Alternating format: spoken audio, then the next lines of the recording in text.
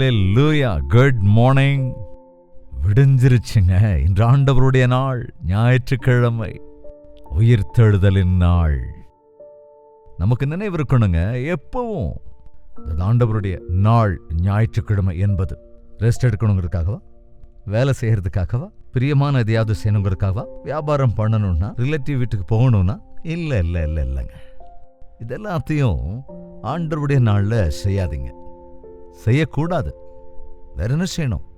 தேவனுடைய ஆலயத்திற்கு சென்று தேவனுடைய பிள்ளைகளோடு சேர்ந்து ஜெபம் பண்ணணும், ஆண்டவர் ஆராதிக்கணும், ஆனந்தமா இருக்கணும், தேவனுடைய சித்தத்தை அறிந்து ஆவிக்குரிய பலனை பெற்றுக்கொள்ளணும். சரி, வாங்க ஆலயத்துக்கு போறதுக்கு முன்னால் ஒரு தியானம். பரிசுத்தம் உள்ள அன்பின் பிதாவே, மற்றொரு விஷயம் உம்முடைய நாமத்திலே இவ்விதத்தில் இந்த அனுதின தியானத்திலே ஒருமனப்பட்டிருக்கிற உம்முடைய பிள்ளைகளுக்காக தினந்தோறும் நீர் எங்களோடு பேசுகிறதற்காக அப்பா உம்மை ஸ்தோத்திரிக்கிறோம். என்று மற்றொரு விஷயம், உம்முடைய வார்த்தைகளை எங்களுக்கு அருளி செய்ய வேண்டும் என்று கிறிஸ்துவின் நாமத்தில் வேண்டிக் கொள்கிறோம் பிதாவே, ஆமென். பைபிள் எங்க இருக்குங்க? எங்கேயோ வச்சிட்டீங்களா? போன ஞாயிற்றுக்கிழமை எடுத்த பைபிள் இது வரைக்கும் இன்னும் எடுக்கலையா? சிலர் ஆலயத்துக்கு போகும்போதுதான் பைபிள் எடுப்பாங்க, இன்னும் சில பேர் ஆலயத்துக்கு போகும்போது கூட பைபிள் எடுத்துட்டு போக மாட்டாங்க. வருஷத்துக்கு ஒரே ஒரு தடவை பைபிளை திறக்கிறவங்க கூட இருக்காங்க. டிசம்பர் 31 ஏதாவது வாக்குத்தத்தம் கிடைக்குதான்னு கவனிங்க. பைபிள் தினந்தோறும் புசிக்க வேண்டிய ஆகாரம். அப்பப்போ ஏதோ சாப்பிட்ற கல்யாண விருந்து மாதிரி இல்லை.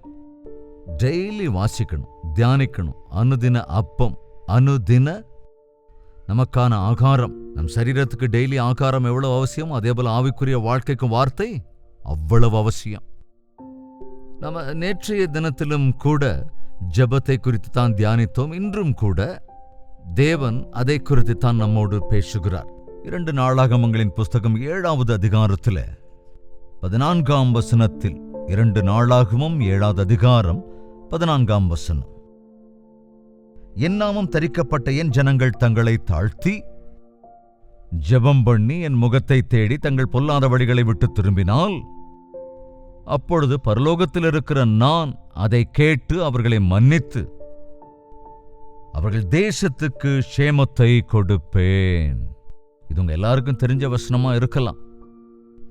என் நாமம் தரிக்கப்பட்ட என் ஜனங்கள் தங்களை தாழ்த்தி கொண்டு ஜெபம் பண்ணி என் முகத்தை தேடி தங்கள் பொல்லாத வழிகளை விட்டு திரும்பினால், தேவனுக்கென்று சில நடைமுறைகள் இருக்குங்க. அதாவது எல்லாமே ஒரு ஒழுக்கத்தின்படிதான் நடக்கும். சூரியன் எப்பவாவது லேட்டா உதயமாகிறத பார்த்திருக்கீங்களா? பூமி அதிவேகமாய் தன்னைத்தானே சுற்றி கொண்டு சூரியனையும் சுற்றி சுற்றி வருகிறது. எப்பவாவது ஓவர் ஸ்பீடோ அல்லது ஓவர் ஸ்லோவோ ஆயிருக்கா? அப்புறம் நம்ம கேட்டது அவ்வளவுதான். எவ்வளவு நேர்த்தியாக இந்த யூனிவர்ஸை தேவன் படைத்திருக்கிறார், அது எவ்வளவு நேர்த்தியாக தங்கள் வழிகளிலே போய்கொண்டிருக்கிறது. அப்படி ஒழுக்கத்தை உடைய ஆண்டவர் நம்முடைய வாழ்க்கையையும் ஒழுங்குபடுத்துவதற்கு நாம் நம்முடைய அநாதி தேவனுடைய அந்த தீர்மானத்தை கேட்ச் பண்ணி பற்றிக்கொண்டு அவ்விதத்திலே வாழ வேண்டும் என்றுதான் தேவன் விரும்புகிறார். ஆனால் இந்த பிசாசு கொண்டு வருகிற யுக்திகள், ஷார்ட்கட், சதி திட்டங்கள், இவைகளினாலே அநேகர் எதையும் செய்ய வேண்டும் என்று நினைத்து இந்த ஃபாஸ்ட் ஃபுட் சாப்பிட்டு ஃபாஸ்டா போய் சேர்ந்துடுறாங்க. பார்க்கறோம் இல்லையா? அதாவது மனிதனால் உருவாக்கப்படுகிற பிளாஸ்டிக் எவ்வளவு தீங்கா இருக்கு அப்படிங்கிற விஷயம்.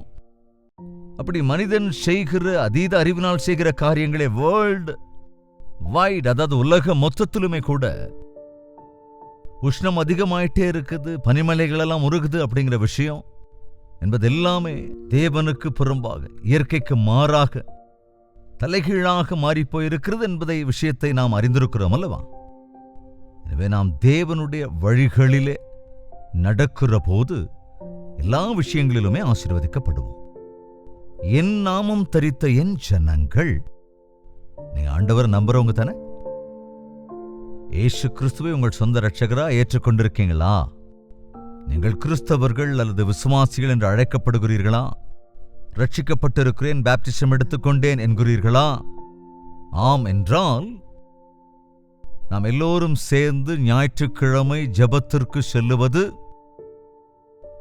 நாம் மகிழ்ச்சியாக இருப்பதற்காக மாத்திரமே அல்ல, நம்முடைய தேசத்திற்காகவும் இந்த உலகத்துக்காகவும் தேவனுடைய திட்டங்கள் நிறைவேறுவதற்காகவும் அவருடைய வருகைக்காகவும் ஆயத்தப்படவும் நாம் காத்திருப்பதற்காக.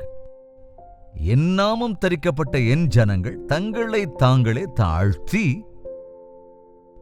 நம்மை தாழ்த்தி கொண்டு ஜெபித்தல் ஆண்டவர் செவி சாய்ப்பாருங்க. பெருமைப்படுறவங்க தேவன் அருவருக்கிறார். தங்களை தாங்களே உயர்த்துகிறவர்களை, அகம்பாவம் கொண்டவர்களை தேவன் தூரத்திலிருந்து பார்ப்பார். நான் தாழ்த்தும்படிக்கும் அவர் உயரும்படிக்கும் என்று யோவான் ஸ்நானகன் சொன்னான் அல்லவா? உன்னதமான தேவனண்டைக்கு செல்லுகிற போது நம்முடைய நிலைமையை நாம் உணர்ந்து நம்மை நாம் தாழ்த்தி கொள்ள கற்றுக்கொள்ள வேண்டும். நமக்கு மற்றவங்களை தாழ்த்துறது ரொம்ப பிடிக்கும்ல. அவங்களுக்கு ஒன்றும் தெரியாது, இவங்களுக்கு ஒன்றும் தெரியாது, அவன் அப்படி இவன் இப்படி என்று எல்லோரையுமே நம்ம ஏளனமா பேசுவானா. நம்முடைய விஷயம் வரும்போது நாம மூடி மறைக்க ட்ரை பண்ணுவோம். அதாவது உன் உண்மையான நிலைமை நீ அறிந்து உன் இருதயத்திலே நீ உன்னை தாழ்த்தி கொண்டு பணிவோடு கூட ஜெபிக்கும் போது தேவன் கேட்பார். எங்க நீ உன்னை தாழ்த்திக்கிறியோ இல்லையோ எனக்கு தெரியாது. ஆனால் ஜெபத்துக்கு முழங்கால் படியிடும் போது கூட அந்த பரிசேயனை போல உன்னை நீ உயர்த்திக் கொள்வாய் என்றால், ஜெபத்தில் கூட தாழ்மை இல்லைன்னா உன்னுடைய ஜெபம் எப்படி பரலோகத்திற்கு சென்று அடையும்? ஆண்டவர் சொல்றார், தன்னைத்தானே தாழ்த்தி கொண்டு. மற்றவங்களை பத்தி கவலைப்பட தேவையில்லை, உன்னை நீ தாழ்த்திக்கணும். ஆபிரகாம் ஆண்டவரிடத்திலே பேசும்போது தூளும் சாம்பலுமாயிருக்கிற அடியேன் என்று சொல்லி தாழ்த்தினான். யோபு விண்ணப்பம் பண்ணிய போது சாம்பலிலே உட்கார்ந்து கொண்டு, என்னை நான் அருவருக்கிறேன், என் ஜெபத்துக்கு செவிசாயும் ஆண்டவரே என்றான். அங்க அருகதையற்ற நாம் ஜெபிக்கும் போது நம்மை நாம் தாழ்த்தி கொள்ள வேண்டும்.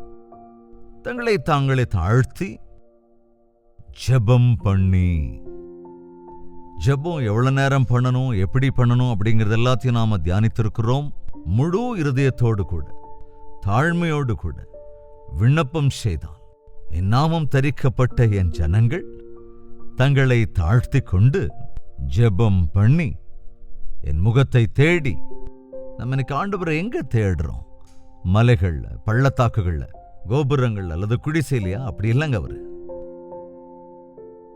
ஆண்டவரை குறித்து நீ எவ்வளவு அறிந்திருக்கிறாய்? அவருடைய மகத்துவம், அவருடைய மேன்மை, அவருடைய கம்பீரம், அவருடைய சட்ட திட்டங்கள், அவருடைய பிரியம் எல்லாம் பரிசுத்த வேதாகமத்துல தான் பார்க்க முடியும். தேவனுடைய வாக்கியத்தை எவ்வளவுக்கு எவ்வளவு அறிகிறோமோ அவ்வளவுக்கு அவ்வளவு தேவனுடைய மகத்துவத்தை அறிந்து கொள்ள முடியும்.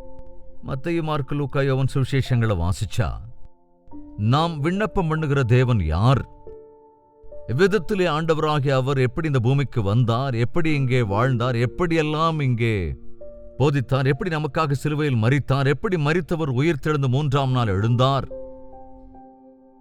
எப்படி சாத்தானுடைய தலையை நசுக்கி சிங்காசனத்தில் வீற்றிருக்கிறார் என்பதை நாம் உணர்ந்து கொள்ள முடியும். அவர் விரைவாக ராஜாதி ராஜாவாய் வரப்போகிறார் என்பதையும் உணர்ந்து கொள்ள முடியும். இதையெல்லாமோ நாம தேடுறங்க. ஆனால் ஆண்டவருடைய குணாதிசயங்களை, அவருடைய மகத்துவத்தை, அவருடைய ஐஸ்வர்யங்களை, அவருடைய வல்லமையை, அவருடைய மகிமையை நாம் உண்மையாய் தேடினா அற்புதமான நோக்கம் உண்டாகும் என்பதனால அற்புதமான பதிலையும் நாம் பெற்றுக்கொள்வோம். என் நாமம் தரிக்கப்பட்ட என் ஜனங்கள் தங்களை தாழ்த்தி ஜெபம் பண்ணி என் முகத்தை தேடி தங்கள் பொல்லாத வழிகளை விட்டு திரும்புவார்களானால், நம்ம எப்போ ஆண்டவரை தேடுறோமோ அப்ப நம்முடைய விஷயங்கள் எல்லாம் நமக்கு தெரிஞ்சிருங்க.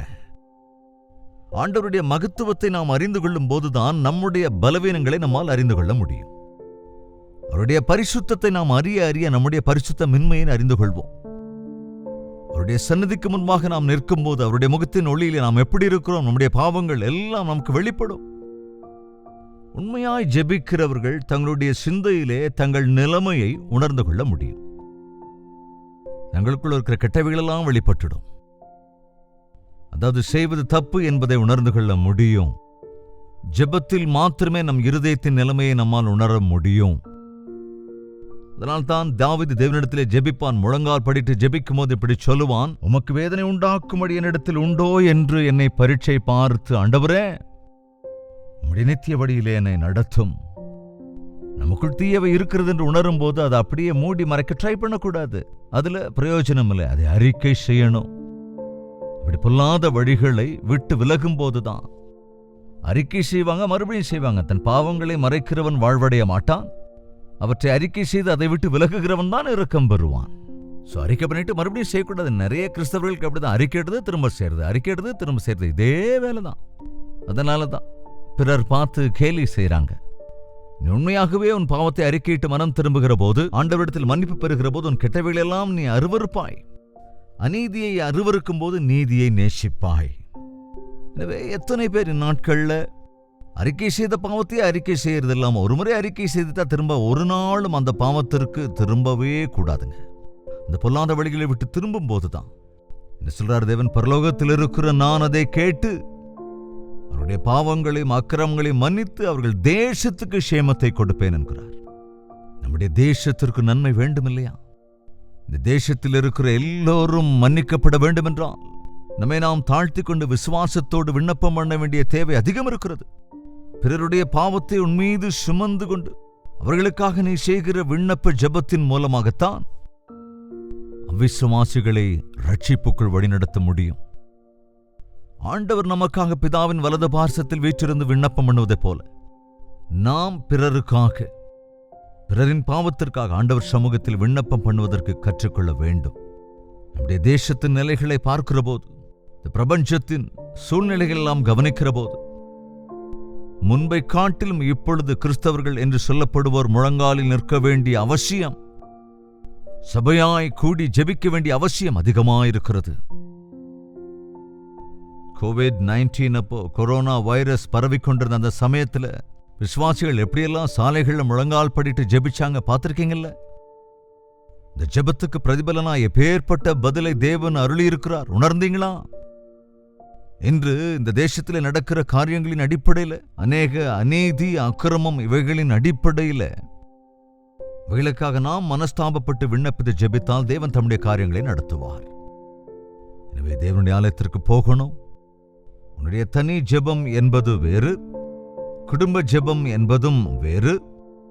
நாம் எல்லோரும் ஒன்றாக கூடி அவருடைய நாமம் தரித்து அவருடைய பிள்ளைகளாகி நாம் எல்லோரும் அவருடைய நாமத்திலே ஆலயத்திலே கூடி நம்மை நாமே தாழ்த்தி அவருடைய முகத்தை தேடி அவருடைய மகத்துவத்தை உணர்ந்து நம்முடைய பாவங்களை அறிக்கை செய்து அவர் சமூகத்தில் விண்ணப்பம் பண்ண வேண்டிய அவசியம் அதிகமாயிருக்கிறது.